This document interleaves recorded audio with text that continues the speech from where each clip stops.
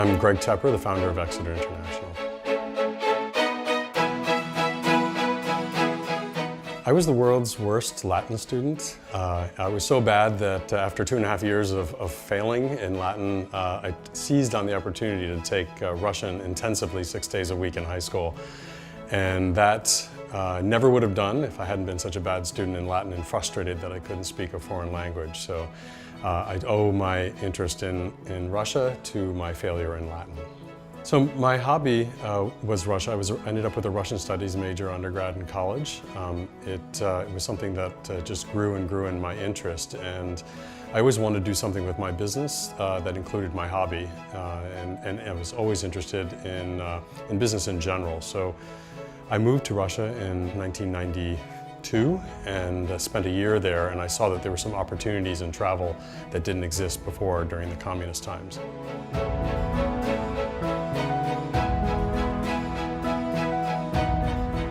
Well, during 70 years of communism, there was no such thing as luxury. So the food was pretty terrible, the hotels were absolutely the basic. Guides were determined by the Soviet state.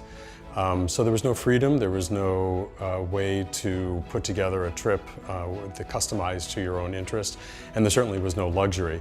But when I lived there, I saw that this was all being introduced. New luxury hotels, that guides could work for individuals without working for the state organization. And so the whole concept of what I brought back to the United States was that we were the very first tour operator to focus on luxury leisure travel to Central and Eastern Europe.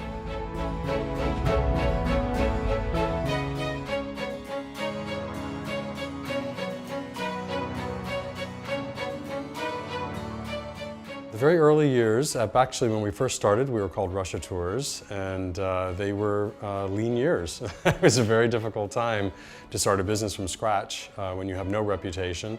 It's very difficult to get travelers to trust you, that you know what you're talking about, but slowly but surely it started picking up. I had several very important travel agents, particularly in the New York City area, that found us, and we were able to do things that other companies were not able to do, such as private shore excursions for cruise ships coming out of St. Petersburg. And that gave us entree into some of the biggest and most powerful travel agents in New York and other cities. Well, when we first started, we only offered Russia to our clients, and very quickly after a few years, we found that travelers like to go through Central and Eastern Europe before or after a trip to Moscow and St. Petersburg, which are the primary destinations in Russia. So very quickly we realized that we had to offer services in Prague and Budapest, Vienna. So for over 20 years we've provided services in those areas as well as Russia, of course. Our business has changed quite a bit since we first started, from handling usually retired couples to now so many multi-generational families when they're traveling to our part of the world. We handle cruise ship passengers coming off of cruise ships in the Adriatic, in the Baltic Sea. In the past, it was a very simple programs that we offered for land programs in Moscow and St. Petersburg, and now we do much more complicated itineraries, including in Scandinavia up to the Arctic Circle with reindeer sledding and almost, they call them Arctic safaris. So it's a completely different part of our business that didn't exist 20 years ago. I'm often asked what my goals are for the company and where I want it to be, and I have to say that we want to be the best at what we're doing. We want to be the best tour operator to Central and Eastern Europe, and that will determine the size that we are.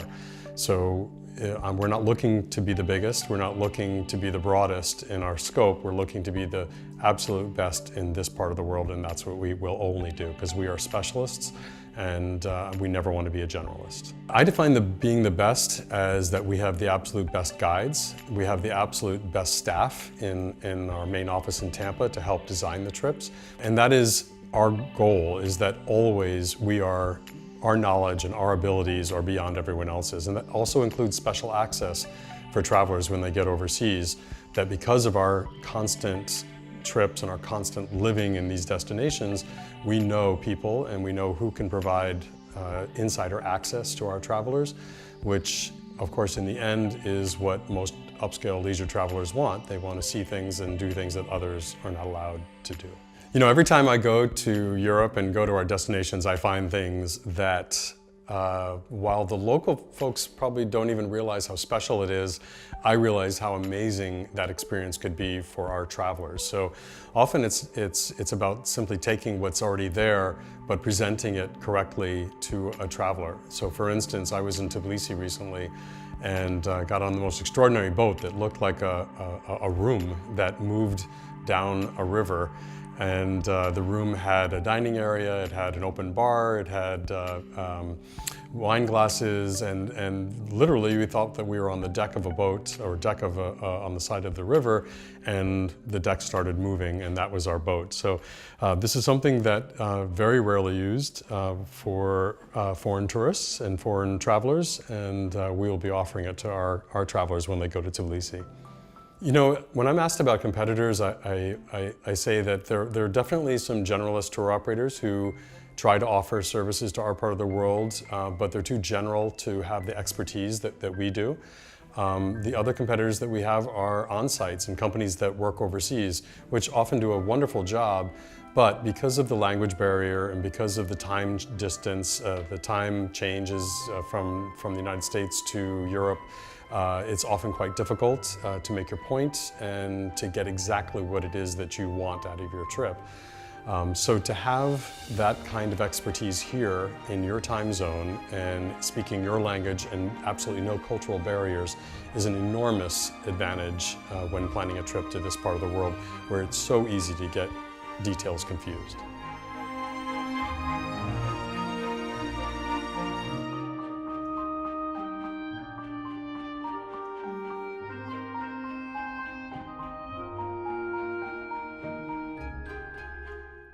Our typical client has always been retired couples from around the United States, although about 15 to 20% of our business in the past has come from Latin America as well. But those couples have changed into often being a couple with their grown children who travel together. And now I would say a very large percentage of our business is extended families, where we have grandparents, parents, and their grandkids. So we design trips now often with multiple things to do during the trip for different age groups. So while the grandchildren might have a biking trip outside one of the palaces in St. Petersburg, while the parents and the grandparents do a gourmet lunch somewhere or caviar tasting at one of the restaurants, one of the hotels in town. So we can customize things to groups that keep everybody interested and of all the different ages. So our office in Tampa is staffed with people who are passionate about travel, of course, and they come from many of the countries that we offer travel to, including Russia. But the most important thing is customer service. It doesn't even matter what a person's background is. They have to be able to give tremendous customer service because that's what we pride ourselves on in our main office. But with that, of course, is product knowledge, and we make a tremendous investment in our staff to make sure that they're going to our destinations frequently, usually once or twice a year, simply to get familiar with what's changed, what is new, what should we be offering to our clients, how better to present the opportunities that there are when you get over there, new hotels opening up, sampling the restaurants, which of course is the hardest part of the job. But that's what we invest in during our off-season, which is generally from October all the way through January.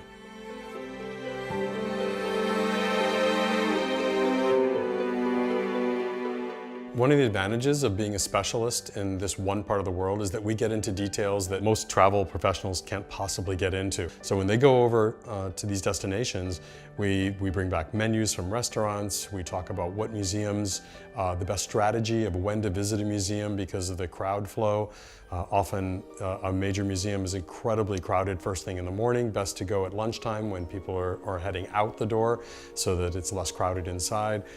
But these are all things that help us design the absolute perfect trip with such intelligence. And again, I don't think that a generalist tour operator can do that kind of thing, or even a travel professional who has to know something about all of the world.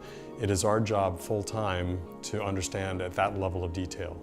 We invest more in discovering the best guides in each city than I think any company ever could. And that includes every time that I go to Moscow and St. Petersburg, Prague, Budapest, I interview new guides. And simply, if I hear about a guide or one of our existing guides recommends someone that they know is doing a tremendous job, we'll sit down with that guide and talk, and 45 minutes, an hour, I spend with them evaluating their English skills, evaluating their depth of knowledge in the different museums and palaces in the countryside. But then we have a very interesting approach with our guides. We actually have our clients evaluate our guides, and that evaluation goes into our computer system, and every guide is assigned a numerical ranking based on the results of what our travelers tell us about those guides.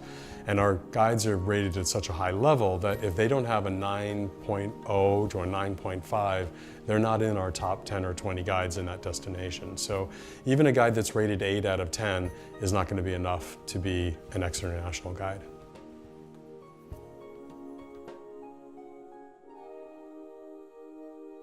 We spend a lot of time talking to our clients and also to their travel professionals who are working with them to discover what it is that they love about the hotels that they've stayed in the past.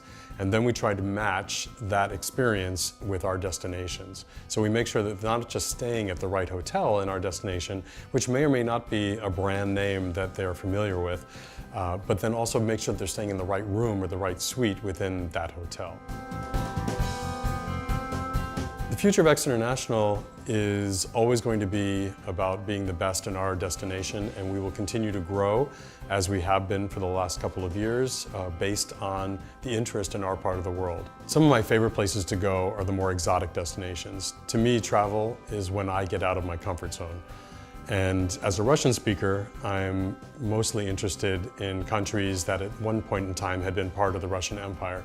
So I'm absolutely fascinated with and love going to Uzbekistan. It's a place that I've been to almost every year for the past few years. I take small groups sometimes with me when I go.